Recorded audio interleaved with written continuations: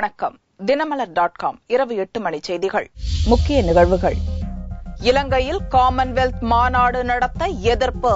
திமுக செயற்குழுவில் தீர்மானம். பிரதமருக்கு முதல்வர் ஜெயலலிதா கடிதம். தேமுதிக எம்எல்ஏக்கள் 6 பேர் ஓராண்டுக்கு சஸ்பெண்ட். அதிருப்தி எம்எல்ஏவை தாக்கிய விவகாரத்தில் சபாநாயகர் உத்தரவு. எதிர்க்கட்சிகள் வெளிநடப்பு. கெயில் எரிவாயு குழாய்களை விவசாய நிலத்தில் பதிக்க முதல்வர் ஜெயலலிதா எதிர்ப்பு. நெடுஞ்சாலை ஓரத்தில் செயல்படுத்த யோசனை. விரிவான செய்திகள். இலங்கையில் நடக்கவுள்ள காமன்வெல்த் மாநாட்டை இந்தியா புறக்கணிக்க வேண்டுமென பிரதமருக்கு முதல்வர் ஜெயலலிதா வலியுறுத்தியுள்ளார். பிரதமர் மன்மோகன் சிங்குக்கு தமிழக முதல்வர் ஜெயலலிதா திங்களன்று ஒரு அவசர கடிதம் அனுப்பியுள்ளார். ஐநா மனித உரிமை குழுவில் இலங்கைக்கு எதிரான தீர்மானத்தில் திருத்தங்கள் கொண்டுவர வேண்டுமென மார்ச் 18ஆம் தேதி எழுதிய கடிதத்தில் தான் வலியுறுத்தியிருந்ததை நினைவு கூர்ந்த ஜெயலலிதா, ஆனால் இந்திய அரசின் நிலைப்பாடு தமிழ் மக்களுக்கு பெருத்த ஏமாற்றத்தை அளித்திருப்பதாக சுட்டிக்காட்டியுள்ளார். இந்நிலையில் காமன்வெல்த் நாடுகளின் மாநாடு கொழும்புவில் நவம்பர் 15 முதல் 17ஆம் தேதி வரை நடக்கவுள்ளதை சுட்டிக்காட்டியுள்ள ஜெயலலிதா, இதுபோன்ற சர்வதேச நிகழ்வு இலங்கையில் நடப்பதும் உலக நாடுகளின் தலைவர்கள் அதில் பங்கேற்பதும் தமிழர்களை இனப்படுகொலை செய்த இலங்கை அரசுக்கு ஆதரவளிப்பதாக அர்த்தமாகிவிடும் என்றும் அச்சம் தெரிவித்துள்ளார். காமன்வெல்த் மாநாட்டை புறக்கணிக்க கனடா எடுத்துள்ள முடிவு இங்கிலாந்து பிரதமர் பங்கெடுக்கக்கூடாது என்று அந்நாட்டின் வெளியுறவு விவகாரங்களுக்கான பொதுக்குழு வேண்டுகோள் விடுத்திருப்பது ஆகியவற்றை சுட்டிக்காட்டியுள்ள ஜெயலலிதா, காமன்வெல்த் மாநாட்டை மற்றொரு நாட்டில் நடத்த இந்தியா வலியுறுத்த வேண்டுமென யோசனை தெரிவித்துள்ளார். அவ்வாறு செய்யாத பட்சத்தில் சிறுபான்மை தமிழர்களுக்கு நீதி வழங்க இலங்கை அரசை நிர்பந்திக்கும் விதமாக காமன்வெல்த் நாடுகளின் தலைவர்கள் மாநாட்டில் பிரதமர் பங்கேற்கக்கூடாது என்று வற்புறுத்தி கேட்டுக் கொள்வதாகவும் ஜெயலலிதா அந்த கடிதத்தில் வலியுறுத்தியுள்ளார். இலங்கையில் நடக்கும் காமன்வெல்த் மாநாட்டை இந்தியா புறக்கணிக்க வேண்டும், ஈழத்தமிழர் பிரச்சினைக்கு தீர்வு காண பொது வாக்கெடுப்பு நடத்த வேண்டும் என்பது உள்ளிட்ட 16 தீர்மானங்கள் திமுக செயற்குழுவில் நிறைவேற்றப்பட்டுள்ளது.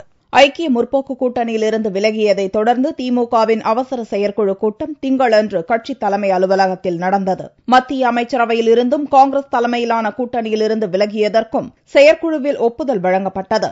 இதைத் தொடர்ந்து மேலும் 16 தீர்மானங்கள் நிறைவேற்றப்பட்டன.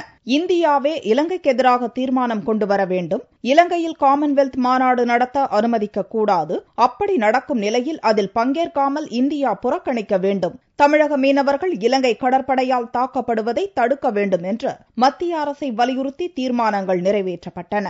டெசோவிற்கு பாராட்டு, மாணவர் போராட்டத்திற்கு ஆதரவு தெரிவித்தும் இலங்கை விவகாரத்தில் இரட்டை வேடம் போட்டு ஜெயலலிதா கபட நாடகம் ஆடுவதாக கண்டனம் தெரிவித்தும் தீர்மானங்கள் நிறைவேற்றப்பட்டன. ஐக்கிய முற்போக்கு கூட்டணியில் திமுக இருந்தபோது நிறைவேற்றப்பட்ட திட்டங்களுக்கு மத்திய அரசுக்கு நன்றி தெரிவித்துள்ள திமுக செயற்குழு சேது சமுத்திர திட்டம், மதுரவாயல் பறக்கும் சாலை திட்டத்திற்கு அதிமுக முட்டுக்கட்டை போடுவதாக கண்டித்துள்ளது. இக்கூட்டத்தில் அன்பழகன், ஸ்டாலின், கனிமொழி, துரைமுருகன், ஆற்காடு வீராசாமி உள்ளிட்ட பலர் கலந்து கொண்டனர். திமுக தலைமையுடன் மோதல் போக்கை கடைபிடித்து வரும் அக்கட்சியின் தென்மண்டல அமைப்பு செயலாளர் அழகிரி கலந்து கொள்ளவில்லை. திமுக செயற்குழு கூட்டத்தை முன்னாள் மத்திய அமைச்சர் அழகிரி புறக்கணித்திருப்பதன் மூலம் அக்கட்சியின் உட்பூசல் மேலும் அதிகரித்துள்ளது. இலங்கை பிரச்சினையை முன்வைத்து மத்திய அமைச்சரவையில் இருந்தும் காங்கிரஸ் கூட்டணியில் இருந்தும் விலகுவதாக திமுக அறிவித்தது. இதுகுறித்து தன்னுடன் கட்சி தலைமை ஆலோசிக்கவில்லை என்ற அதிருப்தியில் இருந்த அழகிரி பிரதமர் மன்மோகன் சிங்கை தனியாக சந்தித்து ராஜினாமா கடிதம் கொடுத்தார். அதைத் தொடர்ந்து மத்திய காங்கிரஸ் அமைச்சர்கள் சிதம்பரம், வாசன் ஆகியோரையும் சந்தித்து பேசினார். இப்பிரச்சினையில் தனது மனக்குறைகளை திமுக தலைவரும் தனது தந்தையுமான கருணாநிதியை ஞாயிறன்று நேரில் சந்தித்து அழகிரி விளக்கியதாக கூறப்படுகிறது. இந்நிலையில் திங்களன்று திமுக செயற்குழு கூட்டம் நடக்க இருந்த நிலையில் அதை புறக்கணித்துவிட்டு விமானம் மூலம் திடீரென்று மதுரை திரும்பினார் அழகிரி. தனக்கு உடல்நலம் சரியில்லாததால் செயற்குழு கூட்டத்தில் பங்கேற்கவில்லை என்றும் எல்லா உறுப்பினர்களும் இக்கூட்டத்தில் பங்கேற்பதில்லை என்றும் அழகிரி கூறினார். செயற்குழுல நான் கலந்துக்கல, நான் வந்துட்டேன், உடல்நல சரியில்லை வந்துட்டேன். செயற்குழுல எல்லாரும் இப்ப கலந்துக்கிட்டு இருக்காங்களா? செயற்குழுல மொத்தம் 100 பேர் தான் வச்சுக்க, 100 பேர் கலந்துட்டு இருக்காங்க. அமைச்சர்கள் சிதம்பரம், வாசன் ஆகியோருடன் நடந்த சந்திப்பு குறித்து கேட்டபோது தனது நண்பர்கள் என்ற வகையில் அவர்களுடன் பேசியதாக அழகிரி பதிலளித்தார். இலங்கைக்கு எதிரான தீர்மானத்தை மத்திய அரசு கொண்டு வந்தால் உலக அளவில் இந்தியா புறக்கணிக்கப்படும் என்று மத்திய அமைச்சர் நாராயணசாமி கருத்து தெரிவித்துள்ளார். திமுக செயற்குழு கூட்டத்தில் இலங்கைக்கு எதிரான தீர்மானத்தை இந்திய அரசே கொண்டு வந்து நிறைவேற்ற வேண்டும் என்று வலியுறுத்தப்பட்டுள்ளது. இந்நிலையில் புதுச்சேரியில் நிகழ்ச்சி ஒன்றில் கலந்து கொண்ட பிரதமர் அலுவலக இணையமைச்சர் நாராயணசாமி, இலங்கை அதிபர் ராஜபக்சே போர்க்குற்றவாளி என்று இந்தியா தீர்மானம் கொண்டு வந்தால் அதை 42 நாடுகள் எதிர்த்து ஓட்டளிக்கும் என்றும் அப்போது உலக அளவில் இந்தியா புறக்கணிக்கப்படும் என்றும் விளக்கம் அளித்தார்.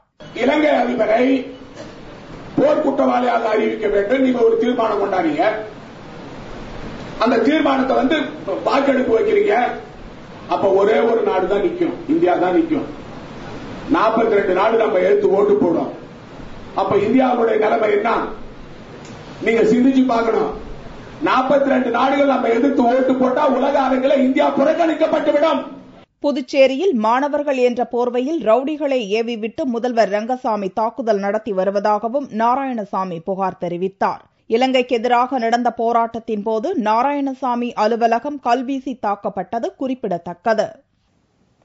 இலங்கை தமிழர்களுக்கு நீதி கிடைக்க பொது வாக்கெடுப்பு நடத்த கோரி அனைத்து மாநில மாணவர்களையும் ஒருங்கிணைத்து தங்களது போராட்டங்களை தொடரப்போவதாக மாணவர்கள் அறிவித்துள்ளனர். ஐநா மனித உரிமை பாதுகாப்பு கவுன்சிலில் அமெரிக்கா கொண்டு வந்த தீர்மானம் எந்த வகையிலும் இலங்கை தமிழர்களுக்கு பயனுள்ளதாக இருக்காது என்பதால் இலங்கை தமிழர்களின் உரிமைக்காக பொது வாக்கெடுப்பு நடத்த இந்தியாவை நிர்பந்திக்கும் வகையில் தங்களது அடுத்த கட்ட போராட்டம் தொடரும் என தமிழீழ விடுதலைக்கான மாணவர்கள் கூட்டமைப்பினர் தெரிவித்துள்ளனர். தமிழகத்தில் மட்டுமில்லாது இந்தியாவில் உள்ள அனைத்து மாநில மாணவர்களையும் ஒன்றிணைத்து போராட்டத்தை தொடர உள்ளதாகவும் அவர்கள் கூறினர். இந்த முறை தமிழர்களுக்கு பயனளிக்காத வகையில் எதிர்மறையான தீர்மானத்தை கொண்டு வந்த நாடு அமெரிக்கா என்ற வகையில்தான் அமெரிக்காவை எதிர்த்தோம். எங்களது அடுத்த கட்ட போராட்டம் ஈழத்தில் பொது வாக்கெடுப்பு வேண்டி இந்தியாவை நிர்பந்திக்கக்கூடிய வகையிலே அமையும். அதற்கான ஆதரவை இந்தியாவில் உள்ள அனைத்து மாநில கட்சிகளையும் அனைத்து மாநிலத்தில் உள்ள மாணவர்களையும் அவர்களை அணுகி நம்முடைய தரப்பு நியாயங்களை அவர்களிடம் எடுத்துக் கூறுவோம். பார்லிமெண்டின் சிறப்பு கூட்டம் நடத்தி இப்பிரச்சினையில் தீர்மானம் நிறைவேற்றும் வகையில் தங்களது போராட்டம் அமையும் என்றும் இந்த அமைப்பினர் கூறினர். தமிழக சட்டசபையில் இருந்து 6 தேமுதிக எம்எல்ஏக்கள் ஓராண்டுக்கு சஸ்பெண்ட் செய்யப்பட்டுள்ளனர். இதை கண்டித்து திமுக கம்யூனிஸ்டுகள் வெளிநடப்பு செய்தனர். தமிழக சட்டசபையில் அதிமுக ஆதரவு தேமுதிக எம்எல்ஏக்கள் தனித்து இயங்கி வருகின்றனர். கடந்த கூட்டத்தொடரின் போது தேமுதிக எம்எல்ஏக்கள் சுந்தர்ராஜன், மைக்கேல் ராயப்பனுடன் மற்ற தேமுதிகவினர் கைகலப்பில் ஈடுபட்டனர். இதுகுறித்து சட்டசபை செயலாளரிடம் சுந்தர்ராஜன், மைக்கேல் ராயப்பன் புகார் செய்தனர். தங்களை தாக்கியதாக தெரிவித்திருந்தனர். இது தொடர்பாக தேமுதிக எம்எல்ஏக்கள் செந்தில்குமார், அருள் செல்வன், சந்திரகுமார், முருகேசன், பார்த்திபன், நல்லத்தம்பி ஆகிய 6 பேரையும் ஓராண்டுக்கு இடைநீக்கம் செய்வதாக சபாநாயகர் தனபால் திங்களன்று அறிவித்தார். இந்நடவடிக்கையை கண்டித்து தேமுதிகவினர் வெளிநடப்பு செய்தனர். அன்றைய தினம் நடந்த நிகழ்ச்சிகளை தணிக்கை செய்யாமல் வெளியிட தயாரா என்று தேமுதிக கொறடா சவால் விடுத்தார். இன்று சட்டமன்றத்தில் நடைபெற்றது மிகப்பெரிய ஜனநாயக படுகொலை என்றுதான் சொல்ல வேண்டும். முதலமைச்சருக்கு திராணி இருந்தால் அந்த 6 வீடியோ கேமராக்களிலும் ஒளிபரப்பப்பட்ட பதிவு செய்யப்பட்ட 2 நிமிட காட்சிகளையும் எடிட் செய்யாமல் பத்திரிகைகள் கொடுப்பதற்கு அவருக்கு தைரியம் இருக்கிறதா என்பதை இந்த நேரத்தில் நான் கேட்டுக்கொள்கிறேன். தேமுதிக எம்எல்ஏக்கள் மீது எடுக்கப்பட்ட நடவடிக்கையை கண்டித்து திமுக, மார்க்சிஸ்ட் கம்யூனிஸ்ட், காங்கிரஸ் மற்றும் புதிய தமிழகம் கட்சியினர் வெளிநடப்பு செய்தனர். மக்களால் தேர்ந்தெடுக்கப்பட்ட பிரதிநிதி மக்கள் பிரச்சனையும் அதேபோல அந்த தொகுதியின் வளர்ச்சி பிரச்சனை பற்றியும் பேசுவதற்கு ஓராண்டுக்கு அவர்களுக்கு வாய்ப்பு தரப்படவில்லை. அதனால் அதை மறுபரிசீலனை செய்ய வேண்டும் என்று பேரவைத் தலைவரிடத்தில் வாய்ப்பு கேட்டோம். ஆனால் பேரவைத் தலைவர் அவர்கள் மறுப்பு தெரிவித்துவிட்டார். அதை கண்டித்து திராவிட முன்னேற்ற கழகத்தின் சார்பிலே வெளிநடப்பு செய்கிறோம். இந்த தண்டனை இதுவரை தமிழக சட்டமன்ற வரலாற்றில் வழங்கப்படாத தண்டனை. அவைக்குழுவினுடைய தீர்மானத்தை சட்டமன்றத்தில் நிறைவேற்ற எங்கள் முன்னால் வந்தார்கள். எங்களுடைய அனுமதியை கேட்கிற போது எங்களுடைய கருத்தை பதிவு செய்ய வாய்ப்பளிக்க வேண்டுமா வேண்டாமா? அந்த வாய்ப்பு மறுக்கப்பட்டது. மார்க்சிஸ்ட் கம்யூனிஸ்ட் கட்சியினுடைய அனைத்து சட்டமன்ற உறுப்பினர்களும் இன்று எங்களுடைய எதிர்ப்பை பதிவு செய்யக்கூடிய முறையிலே வெளிநடப்பு செய்திருக்கிறோம். இதை வன்மையாக காங்கிரஸ் கட்சி கண்டிக்கிறது. 1 ஆண்டு என்பதை 1 மாதம் என்று இருந்தால் கூட சரி ஏற்றுக்கொள்ளலாம். ஆனால் 1 ஆண்டு என்பதை காங்கிரஸ் கட்சி வன்மையாக கண்டிக்கிறது. தமிழ்நாடு சட்டமன்றத்தில் நிறைவேற்றப்பட்ட இந்த 6 சட்டமன்ற உறுப்பினர்கள் வெளியேற்றம் குறித்து கண்டனம் தெரிவித்து புதிய தமிழகம் கட்சியின் சார்பாக இன்று நான் வெளிநடப்பு செய்திருக்கிறேன். தேமுதிகவின் 6 எம்எல்ஏக்கள் சஸ்பெண்ட் செய்யப்பட்டதை கண்டித்து அக்கட்சியினர் சில இடங்களில் சாலை மறியலில் ஈடுபட்டனர். தமிழக விவசாய நிலங்களில் கெயில் நிறுவனம் எரிவாயு குழாய் பதிக்கும் திட்டத்திற்கு கடும் எதிர்ப்பு தெரிவித்துள்ள முதல்வர் ஜெயலலிதா, உடனடியாக திட்டத்தை கைவிட சட்டசபையில் வலியுறுத்தியுள்ளார். தமிழக சட்டசபையில் கெயில் திட்டம் தொடர்பாக கொண்டுவரப்பட்ட கவன ஈர்ப்பு தீர்மானத்துக்கு முதல்வர் ஜெயலலிதா பதிலளித்தார். அப்போது இப்பிரச்சினையில் தமிழகம் எடுத்துள்ள முடிவுகளை பட்டியலிட்டார். சென்னையில் நடந்த கருத்து கேட்பு கூட்டத்தில் 7 மாவட்டங்களைச் சேர்ந்த 134 கிராமங்களைச் சேர்ந்த 2428 விவசாயிகள் கருத்து தெரிவித்ததாக கூறிய முதல்வர் ஜெயலலிதா அதன் அடிப்படையில் எடுத்துள்ள முடிவுகளை சட்டசபையில் அறிவித்தார்.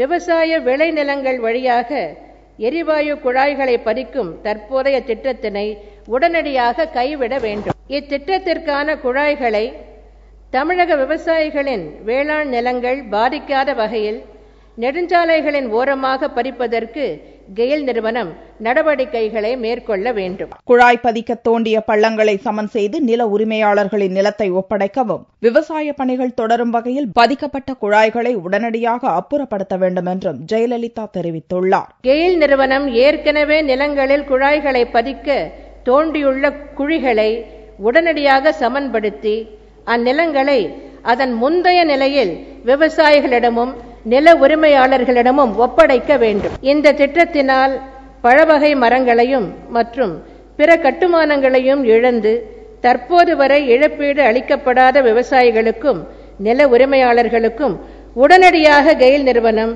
உரிய இழப்பீட்டினை வழங்க வேண்டும். மேற்கண்ட தமிழக அரசின் முடிவுகள் சென்னை உயர்நீதிமன்றத்திற்கு தெரிவிக்கப்படும். மேலும் விவசாயிகள் மீது தொடரப்பட்ட அனைத்து வழக்குகளும் திரும்ப பெறப்படும் என்றும், திட்டத்திற்காக மக்கள் அல்ல மக்களுக்காகவே திட்டம் என்பதில் தமிழக அரசு உறுதியாக உள்ளது என்றும் முதல்வர் ஜெயலலிதா தெரிவித்துள்ளார்.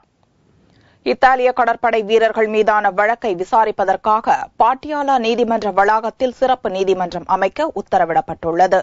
கடந்த ஆண்டு பிப்ரவரி மாதம் கேரள கடல் பகுதிக்கு அப்பால் வந்து கொண்டிருந்த இத்தாலிய வர்த்தக கப்பலில் பாதுகாப்புக்கு நிறுத்தப்பட்டிருந்த அந்நாட்டு கடற்படை வீரர்கள் லத்தோர் சல்வத்தோர் ஆகியோர் 2 இந்திய மீனவர்களை கடற்கொள்ளையர்கள் என நினைத்து சுட்டுக் கொன்றனர். இது தொடர்பாக அவர்கள் கைது செய்யப்பட்டு வழக்கு தொடரப்பட்டுள்ளது. ஓட்டு போடுவதற்காக இத்தாலி சென்ற கடற்படை வீரர்களை திருப்பி அனுப்ப அந்நாடு மறுத்தது. வீரர்களை கைது செய்ய மாட்டோம், தூக்கு தண்டனை விதிக்கப்படாது, சிறப்பு நீதிமன்றம் மூலம் விசாரணையை துரிதப்படுத்துவோம் போன்ற உறுதிமொழிகளை மத்திய அரசு அளித்ததை அடுத்து அவர்களை இத்தாலி அனுப்பி வைத்துள்ளது. மத்திய அரசின் கோரிக்கையை ஏற்று பாட்டியாலா நீதிமன்ற வளாகத்தில் சிறப்பு நீதிமன்றத்தை அமைத்து டெல்லி உயர்நீதிமன்றம் உத்தரவிட்டுள்ளது. இத்தாலிய கடற்படை வீரர்கள் மீதான வழக்கை முதன்மை மெட்ரோபாலிட்டன் மேஜிஸ்ட்ரேட் அமித் பன்சால் விசாரிப்பார் என்றும் அறிவிக்கப்பட்டுள்ளது. வழக்கு விசாரணையை தினமும் நடத்தி விரைவில் முடிப்பதெனவும், இத்தாலிய வீரர்கள் குற்றம் செய்தது நிரூபணமானால் அவர்களது நாட்டில் சிறைவாசம் அனுபவிக்கும் வகையில் 2 நாடுகளிடையே ஒப்பந்தம் செய்யப்பட்டுள்ளதாகவும் கூறப்படுகிறது. திண்டிவனம் அருகே கிணற்றில் மணல் அள்ளும் பணியில் ஈடுபட்டிருந்த பெண்கள் மீது மண் சரிந்து விழுந்ததில் 4 சம்பவ இடத்திலேயே பலியாயினர். திண்டிவனம் அடுத்துள்ள பட்டணம் பகுதி அதிமுக ஊராட்சி தலைவர் முருகேசன் அரசு பேருந்து நடத்துனராக பணியாற்றி வரும் இவரது மகன் காமராஜ் அப்பகுதியில் உள்ள ஏரியில் கிணறு தோண்டும் பணியின் ஒப்பந்ததாரராக செயல்பட்டு வருகிறார். இந்நிலையில் அந்த ஏரியில் நடந்து வரும் ஊரக வேலைவாய்ப்பு திட்ட பணியில் 100 பெண்கள் ஈடுபட்டிருந்தனர். அவர்களில் 20 பேரை காமராஜ் அழைத்துச் சென்று கிணற்றில் மணல் அள்ளும் பணிக்கு பயன்படுத்தினார். அப்போது கிணற்றில் இருந்த மணல் மேடு திடீரென சரிந்து விழுந்தது. இதில் குமாரி, ரமணி, அமுதா, எழிலரசி ஆகிய 4 பெண்கள் மணலுக்குள் சிக்கி மூச்சு திணறி சம்பவ இடத்திலேயே பரிதாபமாக உயிரிழந்தனர். தகவல் அறிந்து விரைந்து வந்த போலீசார் பொதுமக்கள் உதவியுடன் பலியான 4 பெண்களின் உடல்களை மீட்டனர். தனது சொந்த வேலைக்காக 100 நாள் வேலை திட்ட பணியாற்றும் பெண்களை பயன்படுத்திய ஊராட்சி மன்ற தலைவரை கண்டித்து பொதுமக்கள் சாலை மறியலில் ஈடுபட்டனர். ஏரி வேலைக்கு முதல் பேட்ச் ஆளுங்களை இட்டும் போய்க்கிறாங்க. உள்ள மணல் இருக்குது, அள்ளி கொட்டுங்க அப்படின்னு சொல்லிட்டு தலைவர் சொன்னாராம். இது அல்ல அப்படியே மண்ணு கவுத்துக்குச்சு. மணல் சரிந்து 4 பெண்கள் பலியான சம்பவம் பட்டணம் பகுதி மக்களிடம் பெரும் சோகத்தை ஏற்படுத்தியுள்ளது. இதையடுத்து பட்டணம் பகுதி அதிமுக ஊராட்சி தலைவர் முருகேசன் மற்றும் அவரது மகன் காமராஜ் ஆகியோர் கைது செய்யப்பட்டுள்ளனர். தங்கத்தின் விலை திங்கட்கிழமையன்று சவரனுக்கு 120 ரூபாய் குறைந்திருந்தது. 1 சவரன் தங்கம் 22,288 ரூபாய்க்கு விற்பனையானது. 1 கிராம் ஆபரண தங்கம் 2,786 ரூபாயாக இருந்தது. வெள்ளியின் விலையில் மாற்றம் இல்லை. 1 கிராம் 57 ரூபாய் 80 காசுகளுக்கு விற்பனையானது. பார் வெள்ளியின் விலை 53,985 ரூபாயாக இருந்தது. தனியார் பஸ்ஸிலிருந்து பெண் பயணி தூக்கி வீசப்பட்டு சம்பவ இடத்திலேயே பலியானதால் ஆவேசமடைந்த பொதுமக்கள் பஸ்ஸுக்கு தீ வைத்தனர். மேட்டுப்பாளையத்திலிருந்து கோவை சென்ற தனியார் பேருந்தில் காரமடை கண்ணாரப்பாளையத்தைச் சேர்ந்த ஹேமலதா என்ற பெண் பயணம் செய்தார். சின்னமத்தம்பாளையம் அருகே பேருந்து வந்து கொண்டிருந்த போது முன்னால் சென்ற வாகனத்தை முந்திச் செல்வதற்காக வேகமாக சென்றது. அப்போது ஹேமலதா எதிர்பாராத விதமாக பேருந்திலிருந்து தூக்கி எறியப்பட்டார். பேருந்தின் பின்புற சக்கரத்தில் மாட்டிக்கொண்ட அவர் சம்பவ இடத்திலேயே பரிதாபமாக உயிரிழந்தார். பேருந்து ஓட்டுநர் தப்பி ஓடிவிட்டார். இதனால் ஆத்திரமடைந்த அப்பகுதி மக்கள் பேருந்தை தீ வைத்து எரித்தனர். காரமடையில பஸ் ஏறினது அந்த பொண்ணு வந்து மேலதான் நின்று இருந்தாங்க. பஸ் டிரைவர் வந்து ஒரு பஸ் காரை ஓவர்டேக் எடுக்கிறதுக்காக பஸ் திருப்பினதுல டேர்ன் பண்ணதுல அந்த பொண்ணு பிரேக் போட்டதுல அந்த பொண்ணுனால கண்ட்ரோல் பண்ண முடியாம உள்ள இருந்து பொண்ணு கீழே விழுந்துருச்சு. அப்பவே டிரைவர் கண்டக்டர் எல்லாமே போயிட்டாங்க. தகவல் அறிந்து சம்பவ இடத்திற்கு விரைந்து வந்த தீயணைப்பு துறையினர் தீயை அணைத்தனர். இச்சம்பவத்தால் கோவை மேட்டுப்பாளையம் பகுதியில் பல மணி நேர போக்குவரத்து பாதிப்பு ஏற்பட்டது. மீண்டும் செய்திகள் இந்திய நேரப்படி செவ்வாய்க்கிழமை மாலை 4 மணிக்கு. வணக்கம்.